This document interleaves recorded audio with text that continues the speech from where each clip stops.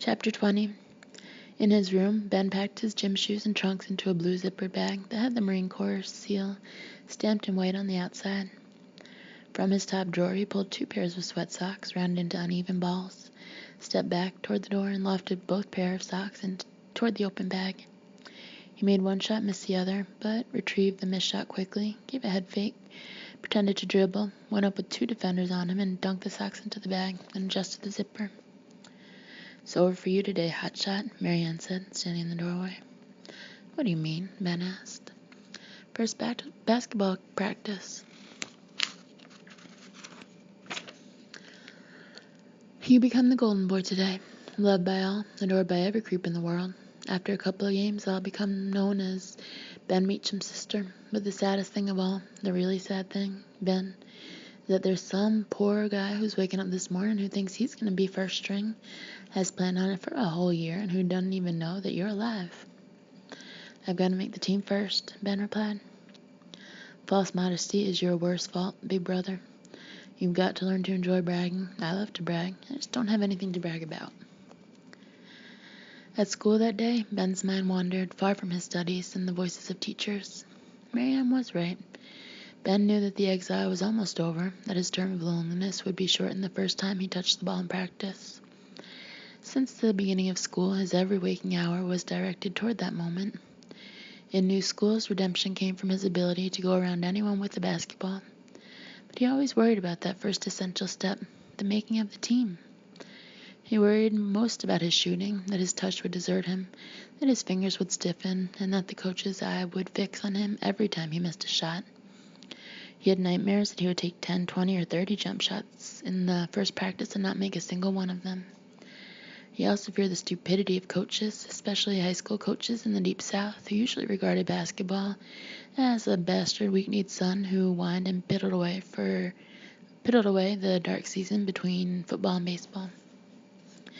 Anything could happen during a first practice. Tryouts were a time of fear for any boy. Ben had awakened that morning while it was still dark, with the butterflies, the old invisible protozoa of fear that invaded the stomach on the days of contests or of testing.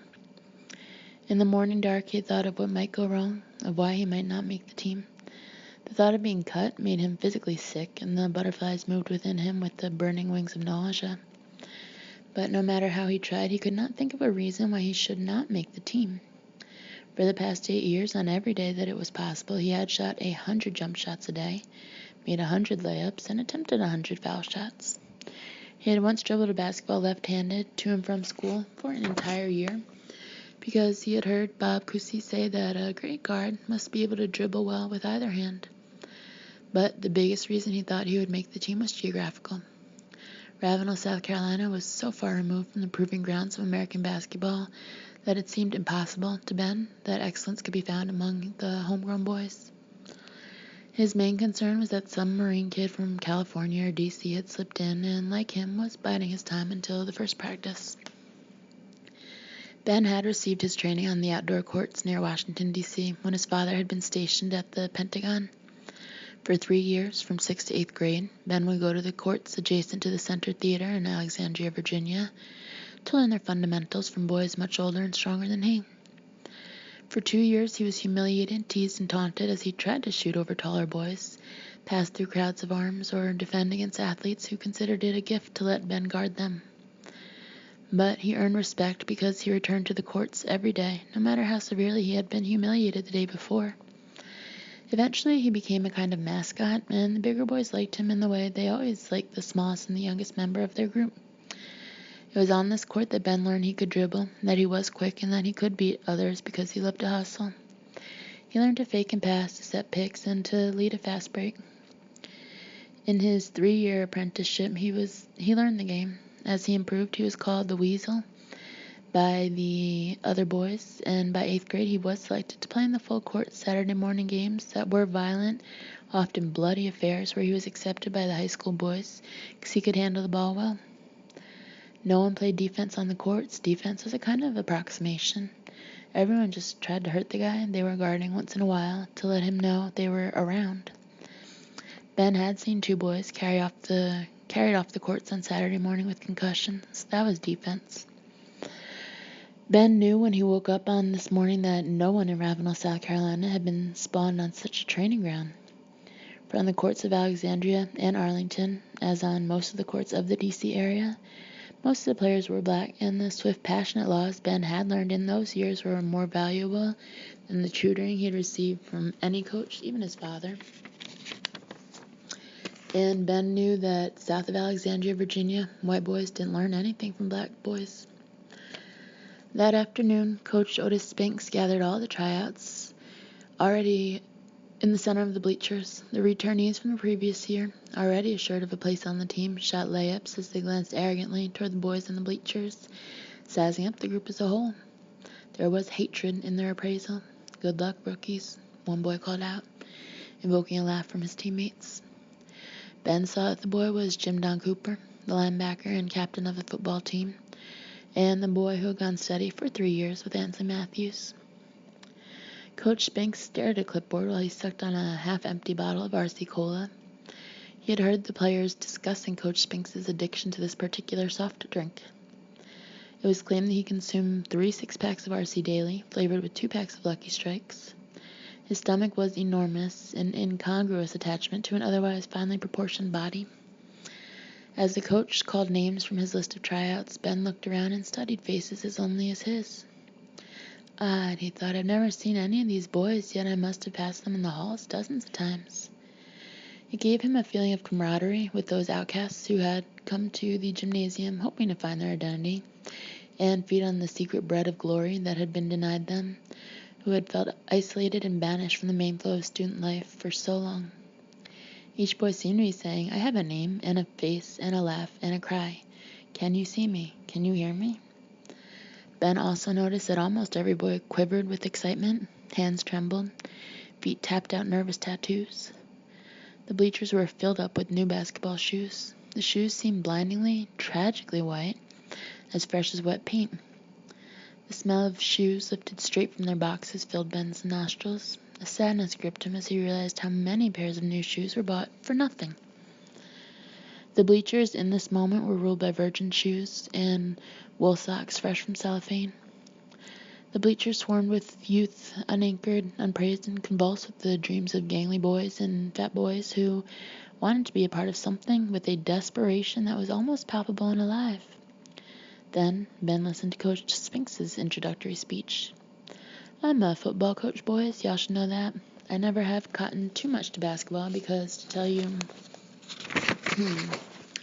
the truth, I thought it was a game invented for the boys who were too chicken to play football. It always kind of embarrasses me to see boys running around in their underwear, flashing their armpits. I don't really know all that much about this game, but I've read a couple of books and talked to a couple of old ball players. It seems to me that this here is a simple game. Coach Spinks pointed to a young blond boy in the front row and said, Do you like to put it in a hole, son? The varsity laughed behind him as they continued to shoot layups. Pardon me, sir? The boy asked, terribly flustered. Do you like to put it in a hole? I love to put mine in a hole, the coach said, winking at the other boys in the stands and turning toward the returnees who grinned at the old joke.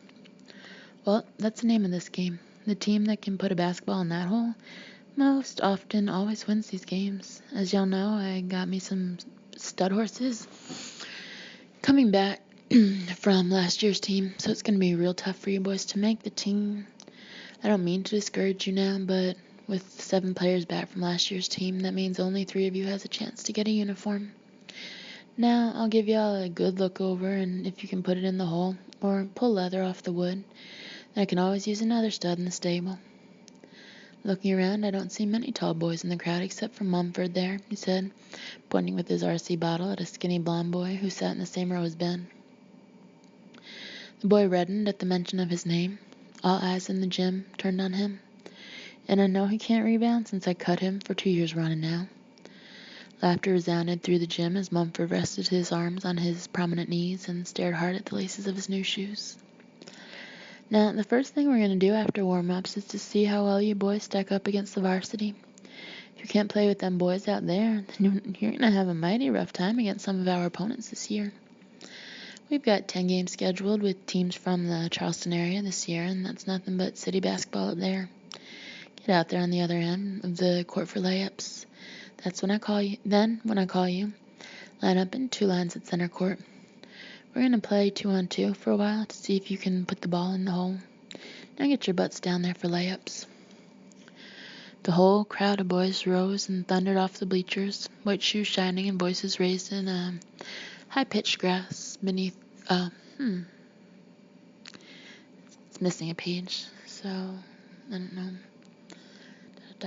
Grass beneath his cleats and pads on his shoulders. His shot, however, was surprisingly dainty and soft. He could not leap, but he would gather in many rebounds because of his girth.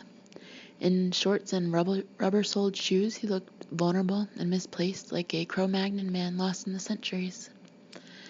Art the Fart Ballard was unquestionably the best rebounder on the team. He was squirrely and skinny to the point of emaciation, but he could come close to dunking the ball during warm-ups and had the great spring that one comes to associate with tall, skinny boys. He had a poor, uninspired shot and was a terrible dribbler, but Art the Fart could jump higher than boys 6 inches taller than he. Ben had heard him called nothing but Art the Fart since he had arrived at Calhoun High School. It was an extension of the name that seemed natural. Sammy said Art had been called that since first grade, so he had had plenty of time to grow accustomed to his nickname. Ben made a mental note never to name a son Art or Bart. The only boy that Ben knew personally was Philip Turner. Philip was the student council president and had the chiseled, immaculate Anglican features of that aristocratic breed. He sat in front of Ben in Mr. Loring's English class. They had talked several times, but Ben was not important enough for them to become friends, or for Philip to engage Ben in a truly serious conversation. At all times, Philip was impeccably groomed, his shock of rich brown hair combed neatly, his demeanor serious and forthright. He walked around school with a sense of urgency, as if Khrushchev were calling him collect from Moscow, or he, Philip Turner, had to make a decision that afternoon whether to recognize Red China or not. Teachers loved him without reservation, which made it a law for students to hate and envy him. Though he laughed a lot, it seemed more like good social training than the enjoyment of a good joke. He did things in earnest only if he thought it would help him later on. He played basketball because he thought it would help him win a prestigious scholarship to an Ivy League college. Always he was thinking about the future, about events that would occur 2, 4, or 10 years hence. Teachers were always looking at him and saying to each other, "There goes the future governor of South Carolina." Philip would sometimes hear them blush, but silently agree. Philip's father was a man of little formal education, who had become a powerful social force in Ravenel. After 20 years of hard work and ruthless manipulation of small farmers, Marshall Turner had become the emperor of truck farming in one of the most fertile agricultural areas of the state. Though Mr. Turner had dirt under his fingernails, and though he could never look like anybody but a man who had seen a lot of cucumbers in his life, he had trained his wife to train his sons to be gentlemen. Philip was the youngest, the most princely, and the one furthest removed from his father. As a basketball player, Ben noticed that Philip was mostly form. His jump shot looked good, but he rarely made the shot. Philip would go up, his legs would come together beautifully, the arm and wrist motion was pure, but something was not there. The shot differed in small ways each time he left his feet. Several times, Ben saw Philip look down at his feet when he was shooting. Philip was worried that his feet were not coming together properly.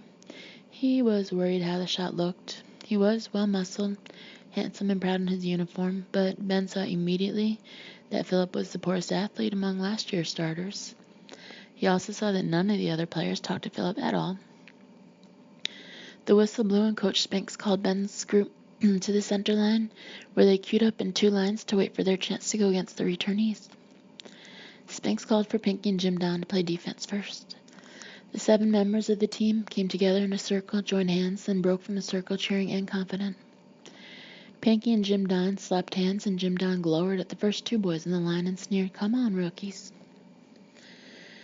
The first 2 boys to face the varsity players were both overcautious, spare-boned, young, and fearful of sudden error and humiliation.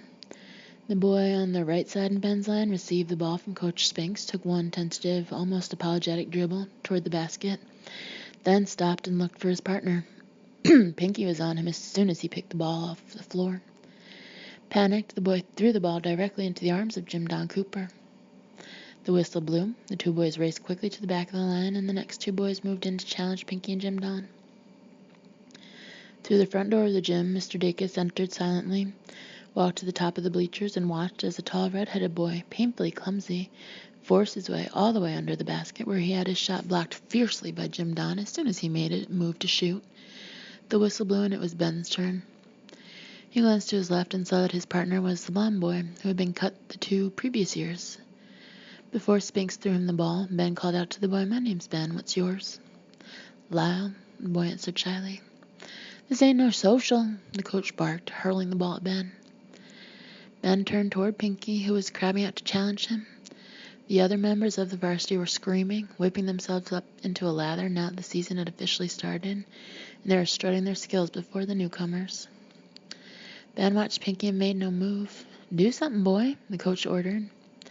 Ben began a slow, deliberate dribble to his right. "Get under the basket, Lyle," he shouted to his partner. Lyle raced for the basket in an awkward spring.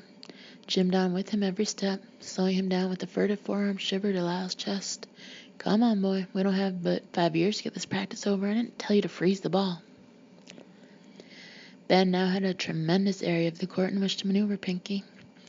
Keeping to the right side of the court, he began to dribble rapidly, faking as if he were going to burst toward the basket, reversing hands, keeping Pinky off balance, then slowing up and bouncing the ball higher, close to Pinky's reach until Pinky made a lunge for the ball, as Ben had waited for him to do, and Ben drove toward the basket and Jim Don.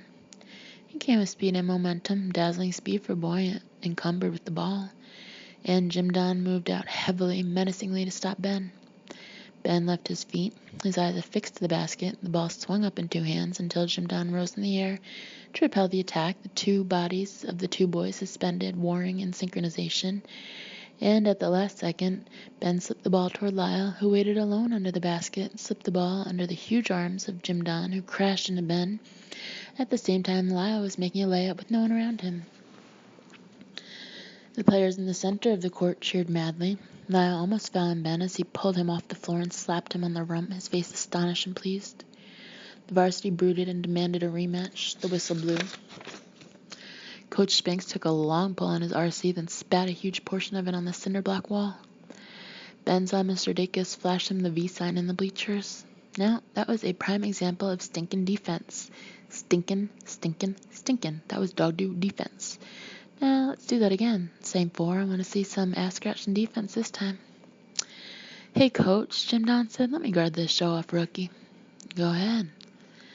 Jim Don pressed close to Ben even before Coach Spinks threw Ben the ball. Come on, rookie. Come on, rookie." Jim Don growled at Ben, his breath smelling like peanut butter and onions. When the ball came, Ben made a violent feint toward the basket, which drove Jim Don stumbling backward. Ben smiled as Jim Don returned, the anger fanning out in his face. Ass down, Spinks said, and Jim Don spread his legs wide, bent his knees, spread his arms, and kept up a fierce whisper. "Come to me, rookie. I want a piece of you, rookie." In a single, fluid motion, Ben bounced the ball between Jim Don's outstretched legs, broke for the basket, retrieved the ball before it bounced a second time, beat Pinky in a foot race to the basket, and laid the ball into the basket left-handed. Going back to the line, Ben slapped Jim Don in the rump and said, "Nice try, Fatso." "That's Yankee basketball, son. We don't play Yankee basketball down here," Coach Spinks said to Ben. "I want a little less showing off next time you handle the ball. You understand?" "Yes, sir," Ben said at the end of the line. "Hey, Coach, you tell the rookie if he calls me Fatso again, he's going to have some knuckles where his tonsils used to be," Jim Don said.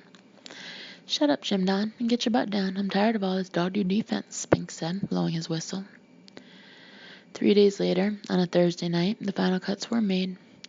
On a bulletin board outside his office, Coach Spinks posted the names of the players who had made the team. Singly and in pairs, boys who had tried out for the team walked up to check the list for their names. Most of them checked the list quietly, then returned to the locker room to pack their belongings and vanish in the night to be alone with their private desolation. Ben walked to the paper and saw his name, but he felt very little cause for celebration. He had come to like the boys who were trying out much better than he liked the boys on the team. When he returned to the locker room, Philip Turner and Pinky walked up to congratulate him. He thanked them, showered, and dressed. As he left the gymnasium, he noticed a large number of parked cars sitting beneath the streetlights outside the locker room door. Within the cars, the dark shadows of fathers waiting for the verdict on their sons smoked out to meet him as Ben began to walk home. He passed on car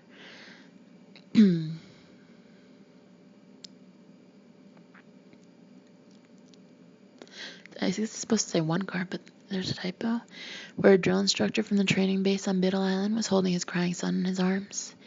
He heard the man say in a voice that shivered with pain and a stark, inchoate helplessness when faced with his son's naked hurt, "Shoot, Eddie, we won't tell Mama nothing. We'll just tell her you sprained your ankle and had to quit the team. It's okay, Eddie, it's okay. We'll go hunting this weekend, just me and you." Ben went down on one knee to tie his shoe and listen to the boy cry. It was the boy who had missed the layup on the first day of practice. All along the street, in the privacy of lightless automobiles, beneath the gaze of fathers, there was a suffering that would be brief, but one that, at this moment in this place, was all but unendurable. Ben walked home beside the river, his gym shoes slung over his shoulder, and his thoughts going back to the one team from which he had been cut. He had tried out for the Arlington JCs, a Little League team with a long history of winning teams. He had been cut after the second day of practice and had gone to his room and cried for 3 days. Bull had come up and told him that only girls and babies cried, but this had served only to increase Ben's sense of failure. Not even Lillian could soothe him and make him re-enter family life. He missed 2 days of school until finally Lillian ordered him to school and threatened to spank him if he did not comply with her order. Ben had blamed Bull for his getting cut. "If you hadn't been so cheap and had bought me a decent glove, I'd have made the team." Ben had shouted at his father, expecting a hard slap to the face even as he said it, but the slap never came. Instead, each day after he finished work at the Pentagon, Bull went to the coach of every Little League team in Arlington, Virginia, and asked them if they were short any players.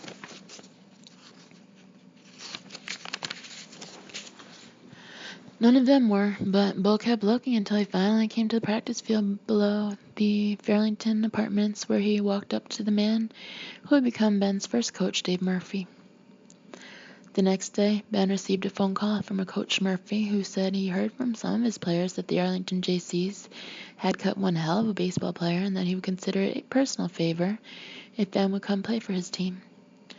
That was the beginning, and as Ben walked along the edge of the Salt River, he realized that he wore the memory of Dave Murphy like a chain, and it carried him like a prisoner to the infields of 4 Mile Run Park in Arlington, Virginia, where he played for the Old Dominion Kiwanis for 2 of the best years of his life. In the night games beneath the arc of lights in his last year of Little League, Ben's new spikes gleamed like teeth as he walked toward Dave Murphy. For years, Ben had walked toward him in dreams and sudden thoughts. If he could, Ben would have told him about the soft places a boy reserves for his first coach, his unruined father who enters the grassless practice fields of boyhood like a priest at the end of a life. Coach Murphy was gentle. Yes, that was it, gentle to the clumsy, girl-voiced boys whom he trained to be average, to be adequate, as he hit the soft fungos to the outfield green. But Dave Murphy had a gift. Any boy who came to him had moments of feeling like a king. Any boy who played for the Old Dominion Kiwanis, any boy. Coach Murphy still haunts the old fields where his boys bunted down the line and with graceless fever took infield in voices that cried out for fathers. Going home after practice, they waved goodbye to their coach as they slid their spikes on the sidewalk, astonished at the fire that sprang from their feet. Then they turned toward home, toward the real fathers who waited for their sons to come homeward disguised as heroes. It was in the last game of 1957, with Ben pitching against the Arlington JCs before he left the Little Leagues forever, that Coach Murphy rubbed his pitching shoulder with atomic bomb and whispered for Ben to keep the ball low and throw for the knees. And he whispered, "This one's for you and me, Ben, for you and me." And Ben could remember how on a frog-wired summer night in Virginia he pitched into a sweat as slick as birth, then hit a double in the last inning, driving Runka home with the winning run. The whole team ran to him, picked him up, and pummeled him madly. Then he was lifted and hurled by Coach Murphy toward the infield lights, his spikes silvered with false light, and Ben came down, laughing and jubilant, to Coach Murphy. He came down like a child thrown up by a father. Then Coach Murphy cried out, "Free Cokes," and the Old Dominion Kiwanis sprinted toward the Coke stand. Taking Ben into the trees beyond the park, the coach poured 2 fingers of bourbon into Ben's Coke and said to Ben, "From now on, you call me Dave." Coach Murphy had this gift. He could turn a boy into a king. Ben drank the Coke and he remembered it glowing in his blood like the moon, and very deliberately, Ben looked into the softest of male eyes and said, "That's good Coke, Dave." But we desert the coaches of Little League, Ben thought, leaving the river's edge and returning to the sidewalk beneath the huge water oaks of River Street.